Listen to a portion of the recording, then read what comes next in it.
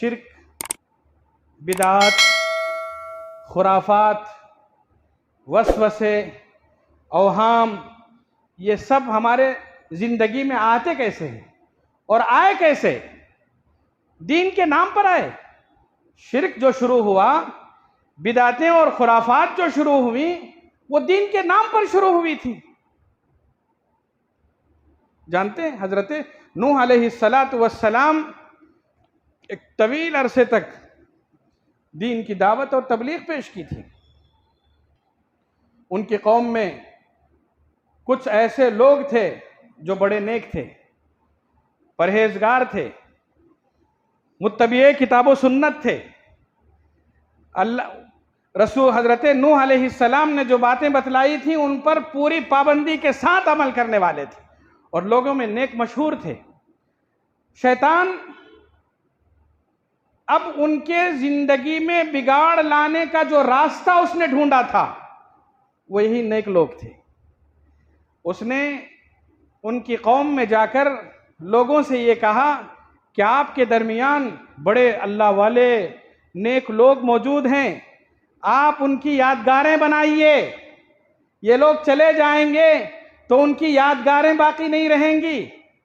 इनकी तस्वीरें बनाइए, इनके पुतले बनाइए, इनको अपने घरों में सजा कर रखो, इसलिए कि ये बड़े मुतबर्रिक अशखास हैं, ये बड़े अच्छे लोग हैं।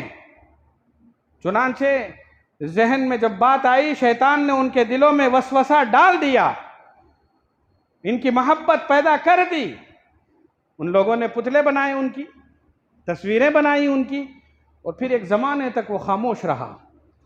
फिर उसके बाद जब ये सब चल बसे, घरों में उनकी तस्वीरें रह गईं, उनके पुतले रह गए, तो फिर उसने ये कहा कि ये तुम्हारे अल्लाह वाले थे, ये वो लोग थे जिनसे अल्लाह राजी था, ये वो लोग थे जब ये दुआएं मांगते तो अल्लाह सुनता था।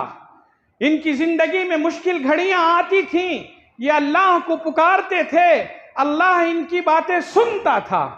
आज तुम्हारे अंदर नेकियां नहीं हैं, तुम उतने नेक नहीं हो कि तुम्हारी बात अल्लाह सुन सके, और तुम्हारे अंदर ईमान में इतनी ताकत नहीं है कि तुम अल्लाह को राजी कर सको। रास्ता क्या है? कैसे अल्लाह को राजी करें? शैतान ने जहन में डाला कि इनको सामने रखकर अल्लाह तक पहुंचो, इनसे मांगो, इनसे कहो कि ये अपने अल्लाह से सिफारिश करें, इनसे कहो कि ये अल्लाह हमारी मुश्किलात को हल करें। चुनांचे लोगों ने अल्लाह को छोड़कर उन पुतलों और उन तस्वीरों के सामने झुककर उनसे अल्लाह को मांगना शुरू किया, अल्लाह से मांगना शुरू किया, उनको वास्ता बनाकर। चुनांचे शैतान खड़ा एक तरफ मुस्कुराता रहा और लोग राहें भटकते रहे। दीन के नाम पर शैतान हमारे घरों में आता है, हमारे दीन में आता है, हमारे बच्चों के अंदर, हमारे हर एक जिंदगी में घुसता चला जाता है।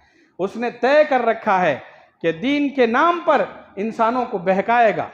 हम ही बड़े आदमी दीन पर अमल करते हुए कभी कभी गैर मोहतात हो जाता है। वो ये सोचता है मैं तो अच्छा काम कर रहा हूँ, इसमें सोचने की क्या बात है, और उसी बेसोचे समझे में बहुत सारे गलत काम करने लगता है। हम चाहे दीन का काम कर रहे हों, अच्छे काम कर रहे हों, सोच लें, जांच लें, मोहतात रहें कि ये जो मैं काम कर रहा हूं ये करने की कितनी इजाजत है, अल्लाह और उसके रसूल ने कहां तक हमें इजाजत दी है। दीन के सिलसिले में जब अमल करने पर हम आते हैं तो हमारे अंदर जज्बात बहुत होते हैं। इस्लाम ने बुनियादी तौर पर यह कहा है कि आप अपने जज्बात को काबू में रखें।